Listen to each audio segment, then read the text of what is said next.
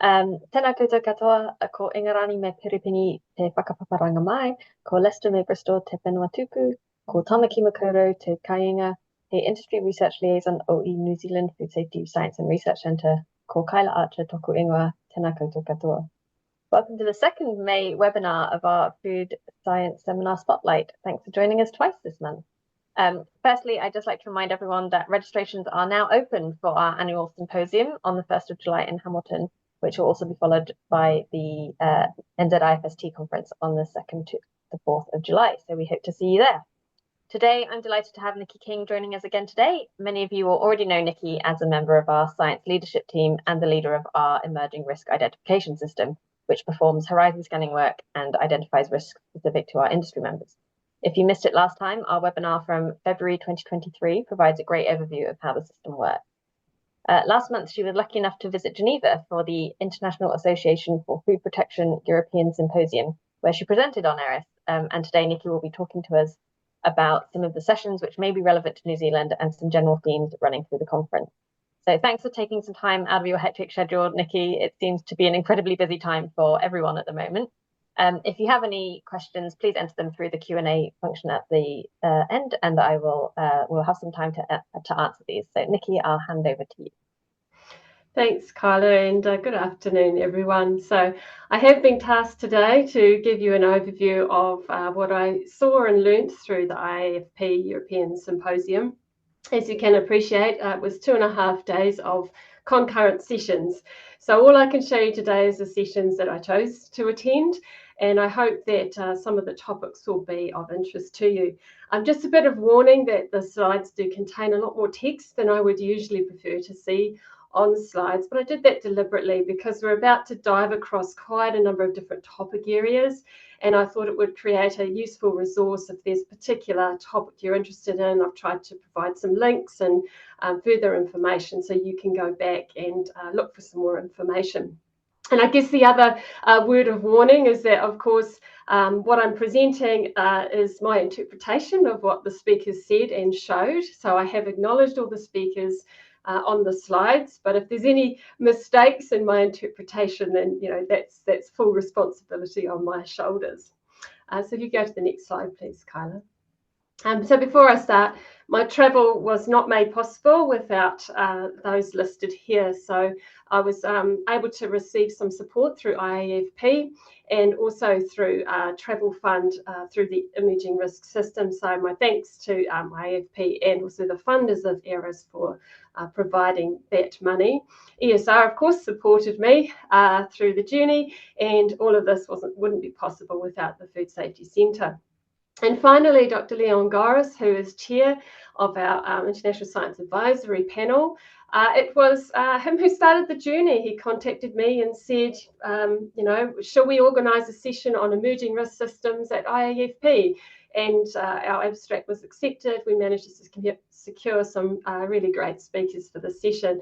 And so it was really wonderful to see that at IAFP, Leon received the Europe Food Safety Award to recognise a lifetime of service to both food safety and food safety professionals. Next slide, please. So this slide is kind of highlights just some general thoughts from the opening session, not really related thoughts in a sense, but just some commentary on where things are with food safety. So Michael from Switzerland started off talking about the disconnect, if you like, between consumers and science sometimes, and how new food technologies can be viewed as dreadful or risky if there's not good communication. Talked a lot about whole genome sequencing, and you'll see from my other slides that that was a common theme through the conference, but pointed out that whole genome sequencing data is being used now in court cases, and it'll be interesting to see how this plays out and what the implications might be. And also, related to that, new detection methods can be used in this way to implicate small producers, but often those small producers can't actually afford these advanced technologies themselves to improve food safety. From the WHO, many of you will know that the global estimates of foodborne disease are being updated at the moment, but Francisco pointed out that actually they're very important for prioritising, but it's efforts at that national level that are going to impact or reduce foodborne disease. There is a food safety strategy, and a new global alliance on food safety has been formed, and I believe their inception meeting has just happened. And WHO is also particularly focusing on the impact of climate change on human health. And finally, Timothy from the US FDA talked a lot about root cause analysis. And now he didn't provide this example, another speaker did later, but it sticks in my mind that there was a problem with frankfurters. They went to find out what the problem was. It was tracked back to some particular machinery. The machinery hadn't been cleaned properly. They kept asking why, and what it really came down to is it wasn't a human behaviour problem, it wasn't a microbiological contamination problem. In a sense, it was actually an engineering problem. They couldn't pull this machine apart sufficiently to clean it to prevent that contamination from being carried over. So that was a real emphasis there. And I'll talk shortly in a few slides' time about food traceability rule coming in the USA. So next slide, please. One of the sessions I went to was on microplastics and nanoplastics, and I went to the session just to see where we were at with understanding the health effects of these plastics in food towards thinking about how that might apply in risk assessment. And the answer is we're not really there yet. So there were 3 different talks on this, and the first one was looking more at the effects on human cells, and they were using cell culture studies. And what they found is that at food-relevant concentrations, the nanoplastics did not significantly affect the cells. It wasn't killing the cells, but it was fundamentally changing the way these cells were metabolizing to a far less efficient form. And it also increased the vulnerability of the cells to other forms of stress. And in this test, they were using microcystin to see how the cells might respond in the presence of other stressors. So there was an impact on cells, doesn't necessarily kill them, but a change. And a lot of the conversation then tried to connect that back to the overall body and how that might impact health, such as fat deposition and things over time. Another group was looking at aquatic biofilms, and I know that Olga has done a talk for the centre recently around nanoplastics, and some of the data around biofilms was in there. And so some of these findings are really similar. Bacterial population attached to those, or in those aquatic biofilms, is not necessarily actually what's in the water around it, and it can be quite different between sites. And these biofilms can contain human and fish pathogens and virulence and AMR genes. And the third one was more focused on, or the group there were more focused on thinking about exposure assessment. So at the point where we might have some better information about the health effects, what data can do we need to ensure we have really good exposure assessments and can do robust risk assessments? And so they were looking at a Belgian perspective and did some calculations to find that people were eating 1 to 4 microplastics per kg of body weight per day in their diet. But they really you still can't assess risk. It is really quite complicated, and I've listed a whole range of things on that last bullet point there that does make this complicated. And ultimately there's got to be a point where we have to start to set a level at which we think no adverse health effects can occur, but the health endpoint that you need to focus on is rather a tricky conversation. The next slide, please. So then came the compulsory session that I really did need to attend. So this was a session that Leon and I organised, and we were very privileged to have Vittorio from the FAO and Bernard from the European Food Safety Authority leading up this session. And Vittorio talked about their emerging food safety activities and how they're really focused on megatrends, drivers of change, and making sure they were prepared, and provided some examples around looking at the impacts on the microbiome and hazards also connected to climate change. Bernard explained how their emerging risk system is actually a legislative duty, and so he described how that feeds into activities with the regulators, and highlighted how they're really well set up to be that central point for networking and centralising intelligence through a variety of networks and groups. And then I was last on the cab. I've ranked the cab here, and so I talked about our ERA system. So I did describe the system, but actually I focused more on using emerging food safety risks that we had discussed over the last 3 years, and how these had helped the people involved in ERIS. And I've been invited to talk at NZFSSRC at their upcoming conference, and I'll share a compressed version of that talk at that conference. Next slide, please. So one of the things that really shone through the conference is big data. So I'm going to touch on quite a few things now related to that rather general topic. Some of these I'll just brush over really quickly. Some of them I'll look at a little bit more in detail.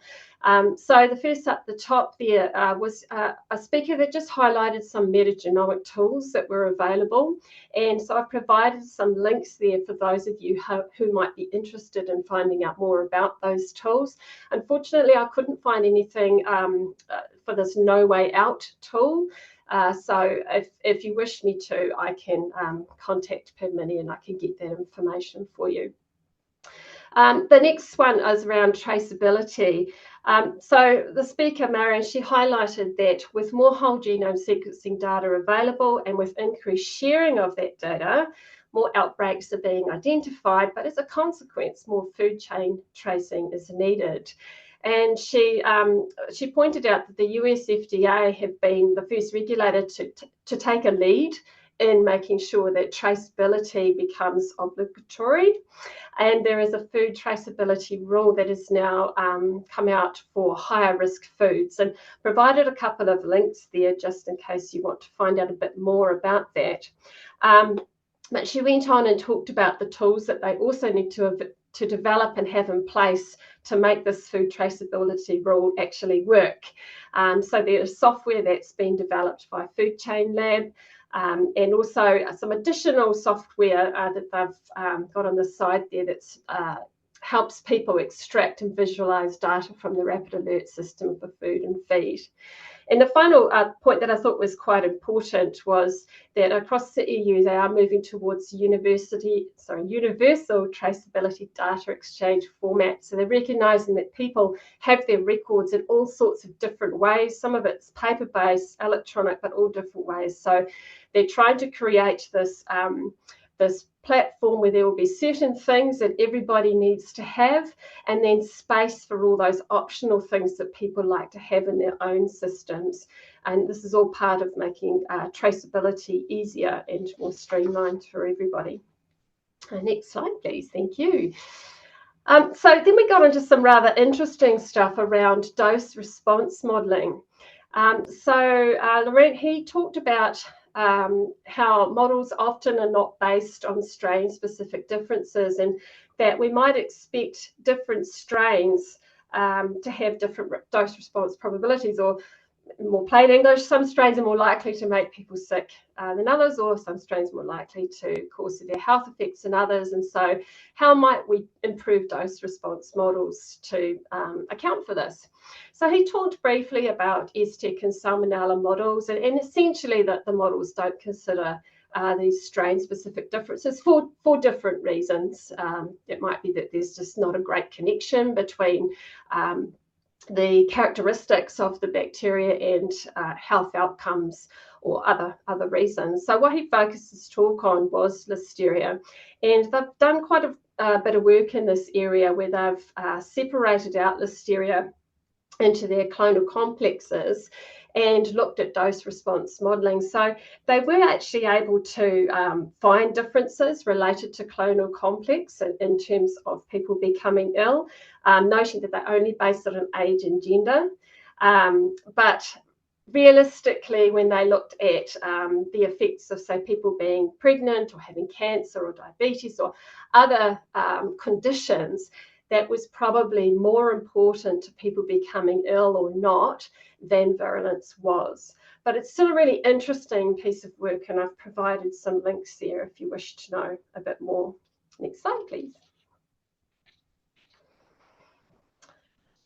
So this is I just went to part of a session here. This is about something called the European Joint Programme, and the European Joint Programme, if you want to go online, you can see it's actually a whole range of different projects. And I just attended a session here that talked about this one called List Adapt.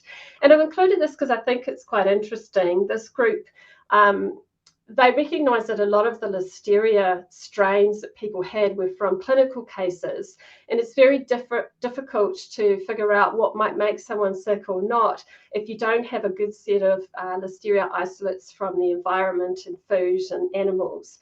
And so they've set out to gather a set of isolates that are a little bit more representative, and then do work on whole genome sequencing of them, and also characterising them. And I've bullet pointed there a whole lot of different things that they are testing on every single one of these strains. And their intent is to make all this information publicly available. The genomes are already available. Some of the work from these phenotypical characterization studies are also already available. And so they are basically creating a resource that people can use to do studies with Listeria. So that could be of interest to some people. Next slide, please. Now, this was a session where they brought together on the stage in pairs representatives from a food regulatory authority and a health authority from 3 different regions, global regions. And together, they would present about how they would work together for outbreak responses. So that was the purpose of the session. So what I've done here is just created some high-level findings from across those 3 talks. And really what came through is genomics is at the core of this detection and investigation of outbreaks. And it is resulting in more outbreaks being detected, and being detected in different ways than have historically been. So rather than seeing illnesses rise up through the community and identifying an outbreak, they're identifying them through product testing. They're also identifying multiple source outbreaks. So they gave an example of an outbreak where cases had become ill through eating lamb, through eating lettuces, and through exposure to sheep at a petting zoo, all with the same sequencing data linking those cases. They can also now look at long-running outbreaks. You've probably seen multi-year outbreaks starting to be talked about, or other temporal trends. They talked about how they would see a surge in particular types coming through, which look to be linked to imported food, a seasonal importation of food, or social trends that are going on. And another example, clusters linked to repeated flooding events, which was bringing contaminated water into crop growing areas. And also they highlighted something which can be of concern in some communities where historical data is used to indicate a possible vehicle of infection. Of course, we need to be cautious with that because we need to have that epidemiological link. And ultimately, the message is these authorities are working closer together to share their data, and I've provided a link there of publicly available data just to highlight that the US puts all their stuff on the NCBI database for people to access. Next slide, please. So there was a panel about genomics and metagenomics, and on this panel they had representatives from industry, academia, public health laboratory, and provider of commercial kits and equipment for undertaking these tasks. And again, I've just summarised some high-level findings. Industry are actually finding these tools really beneficial to track both spoilage and pathogenic microbes in their processing environments, and also to monitor the effect of any interventions, changes in cleaning, changes in process, etc. But the point they made is that you really need to be asking the right questions and being clear about what you expect. There's no point in going out and taking samples and doing this work unless you've got a really clear vision of why you're doing it and how you expect that to have an impact on what you're doing. Academia were really quite excited about metagenomics and would like to see this becoming a bit more mainstream, and that combined the combined tools of metagenomics and whole genome sequencing being quite powerful. And they did use a real-world example where they were asked to come into a food processor. They had this strange thing going on with their food. They knew it was microbiological, but they couldn't work out what it was. And they used metagenomics and identified something nobody had even thought to look for. And they were able to change what they were doing and take care of that problem. So it can be quite a powerful tool with the right usage. And so they do desire things like the routine use of metagenomics on enrichment broths, for example, so that you haven't got any problems with one strain overtaking another. and missing those ones that are there in lower concentrations. And they were asked about quantification as well, and they have said that these methods are available. You can quantify actual quantification rather than relative proportions. But of course, there's still a lot to deal with here. You know, those of you who work in this field will know that the interpretation of the data depends on what tools you're using to do that. You know, internationally, method standardization is still a bit of a problem. Needs to be faster and cheaper to be, you know, really, really useful for industry. And they were also asked about this issue of live versus dead. And the message was they're getting closer, but we're not there yet. Next slide, please. Now, this might be of interest to those of you who are exporting to Europe, and if you haven't picked up that there's been a change to the Listeria-monocytogenes regulations. So I've taken a snapshot here of the regulations as they stand, and the one that particularly came to light was 1.2. And a change in this regulation, as you can see here, has occurred. Originally, it said that the standard applied to the food at the point it leaves immediate control of the food business operator. That's now been changed to the full shelf life of the food.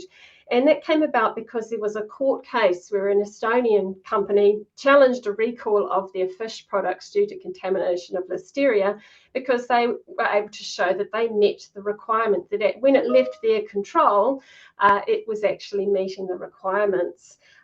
Further down the line, it no longer met that requirement, and the court upheld, they ruled in favour of the company, and that's what triggered a review of this. So just a wee change, and there was a lot of discussion about how you would demonstrate compliance. And predictive models and shelf life challenge tests were two really obvious ones. There's a lot of debate around the use of durability studies. So that's looking at naturally contaminated product to see how the Listeria survives and behaves in those products during the shelf life. A lot of debate around whether they were actually useful or not. But the point is there is going to be some guidance released shortly about this. Next slide, please. Now, on the sort of vein of risk management of currently known hazards, there was a series of talks around STEC risk management. And again, I've provided kind of my overview of 3 different talks. So historically, many of you will know STEC were considered based on severity and incidence, and they're defined by these seropathotypes, EHEC, etc. There's been a bit of a transition now to move more to talking about different serotypes, focusing on the ones that are more associated with severe disease in people. But of course, we all know that virulence genes are now really important for classification as well. So next, please, Kyla. So in 2018, many of you will probably know that this report came out, and the FAO attempted to group STEC into 5 different groups based on these virulence genes and also the potential for causing severe health effects. But as you can see, number 5, at a minimum, STEC are known for causing diarrhea. So, you know, it's still very difficult to decide at what point you actually should be paying attention. And current regulations, while they can vary, generally they often still rely on serotype. Next slide, please. So just continuing with this topic, just to note that the ISO standards will shortly change. So we're moving from one standard published in 2012 to 2 different standards. Well, not different, they're related. So part 1 will outline the requirements for enriching and undertaking PCR for those STX genes and agar isolation. Part 2 focuses more on that characterization, looking for particular genes and subtypes and serogroups. But what really shone through from these presentations is that it's not perfect, and I don't know how far we can take this to make it really, really robust. You know, it's hard to get isolates from food enrichments after you actually get a PCR positive result. Some pointed out that STEC can be quite indistinguishable from E. coli, well, are indistinguishable from E. coli in a lot of phenotypical tests. And then you get phenotypes that can be atypical as well and don't respond as you would expect them to under biochemical tests. And some of the STX genes are actually hard to detect or not detectable at all under current methods. So that makes it a little bit difficult to determine if those genes are there, if they're carrying them. And overall, the message, there's still no consensus for defining STX virulence, at least across Europe, other than E. coli carrying that STX gene is capable of causing at least diarrhea. So efforts to continue to control this are important. So I'm just going to brush across now some of the technical sessions, not all of them that I attended, but just some that might be of interest. And a lot of them, again, are really focused on big data. Now, this one is all about a consortium of researchers actually involved in something called Foodome.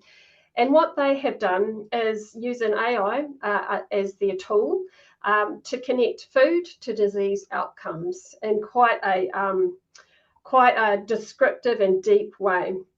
So they've built cell level models where they can predict how chemicals in food would interact with cellular proteins and subsequent reactions from that. So that's what the Foodome image is showing, and there's a number of tools they've developed to help support this. There's FoodMine that brings together nutritional data. There's one called Hurome that connects the nutrition databases, and FoodProX, which looks at the effect of food processing on chemical compounds in food. And so this example to the right there with the onions just shows how the processing has changed the nutritional content in that food, and they can then model what impact that might have on individuals, on cells, and on disease outcomes. And the image in the top right is just to highlight one of the drivers for this project, is that a lot of nutritional advice is actually built on a really small number of compounds, nutrients that are found in food. And so they call all these thousands of other compounds as the dark matter of nutrition. And this project is seeking to really look at the whole of the food rather than focusing just on the recognized nutritional compounds now. And they see applications in a number of areas: personal nutrition, developing functional foods or foods as medicine, providing nutritional advice, looking at interactions between food and drugs at a cellular level, and informing production processes and recipes, such as that FoodProX example. So there's some links down there if you wish to know a little bit more about this. Next slide, please. These are just 3 different talks, all on one slide, and I'm just going to go very quickly across these 3. The first is just to highlight a tool that's been built by iComply, which is about supporting people to look at their incoming ingredients and determine the risk of pesticide residues. The middle one is a collaboration between Nestlé and data scientists who have looked at how they can digitize HACCP plans. So rather than having, imagine a company like Nestlé with all its factories, etc., they want to be able to have all the HACCP plans in one place so they can compare and look for best practice across them. They can connect it to CCP performance and there are any warnings of ingredient risks, and they can use it for audit evidence. So that's an ongoing project that they're doing. And finally, another tool on the right there, the List Predict, is using laboratory data to build a model that will predict virulence potential and disinfectant tolerance in listeria. Next slide, please. Now, that's the end of all the presentations that I went to that I wanted to share with you today. But one of the great things about going to a conference, of course, is you end up talking to people and they come up and find you if they've seen you present. And I was asked or invited to join something called a World Cafe for this project, Catalyse. So it was a workshop one evening, and World Cafe basically meant you went round different tables and answered questions within, I think they gave us a 12-minute window brainstorming session, and you just swapped around with who you were with and what table you went to. And so this project Catalyse is right at the beginning. It's just started this year. As you can see from the screenshot I've included there, it's quite a big program involving quite a lot of partners and countries, and it's set to run for 3 years. The purpose of Catalyse was built or driven by people recognizing that in the scientific world and sitting in research institutes and universities and things, there's a lot of really great technology, but it wasn't turning up in the food industry and being applied. And so Catalyse is all about really driving that so that the new technologies become established and usable in the food industry, obviously to improve food safety. Next slide, please. So that brings it to the end of my talk. I was asked to share some photos, so hopefully Edward in the bottom right doesn't mind that he appeared in one of them. And you know, I've included this photo just to really, as firstly to say thanks, because you know, we don't often get to go to international conferences here in New Zealand. It's a long way to go. It's expensive. It's difficult. But the connections that you do get to form at those conferences are really important, and some of them, you know, are enduring, and they really are very good for international relationships and building partnerships and developing new research. And obviously you get to do some nice things, which is always a bit of fun. And just in the middle there, I've got a reminder that IAFP also holds, of course, its North American meeting, which is at Long Beach, California, and registrations are open for that at the moment. And it would be really wonderful if some people from New Zealand could attend that and perhaps come and do a nice seminar for the Food Safety Centre, telling us all about what they were able to see. That's all from me. Thanks, Kyla. Great, thanks, Nikki. I had to press all the buttons. I think it's just you and me now.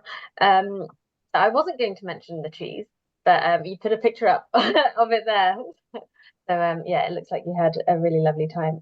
Do we have any questions? If you do, pop them in the Q&A for us. We've got someone clapping very nicely. Thank you. I've just got a hopefully a quick one, but kind of what was the response and interest in ERIS and the things that we're doing down here in New Zealand, so far away from everyone there in Europe? Yeah, we actually had a really big turnout for that session. I haven't included a photo of the audience, but it was pretty good considering there were 2 other sessions running at the same time. And also I was fortunate because obviously I had the FAO and EFSA presenting before me, and they did set things up very beautifully. It was a positive response. You know, I wasn't actually able to get away to get a cup of coffee afterwards because I had a number of people come and talk to me about what we were doing and why and the benefits. So yeah, and the presentation, me being just in front of people, was the direct connection to being invited to the Catalyse workshop afterwards, because someone came up and said, we'd like you to come to this because you are involved in the emerging risk and you might bring a different perspective. So it was good. Yeah, that sounds really, really great. I don't think we've got any other questions. I think it's one of those, everything was covered. Thank goodness. I was worried. With so many different topics, someone would ask me a complicated question that I couldn't answer.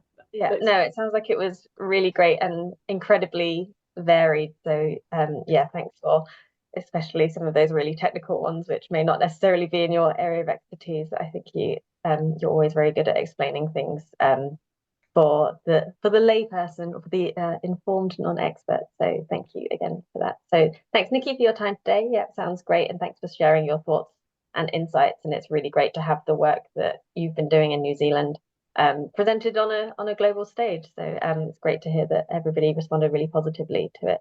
So as usual, this has been recorded and will be available with previous webinars on our website under events seminars. A final reminder today for our annual symposium on the 1st of July. You should have received the link for the registrations. If not, we can include it somewhere. I'll figure it out. But it's also listed on our news page on our website as well. So we'll have a bit of a break from these webinars until after the symposium, because I'm sure you'll be sick of us. And we'll be back with you in August. So we hope to see you soon and have a great rest of your week. Ka kite anō.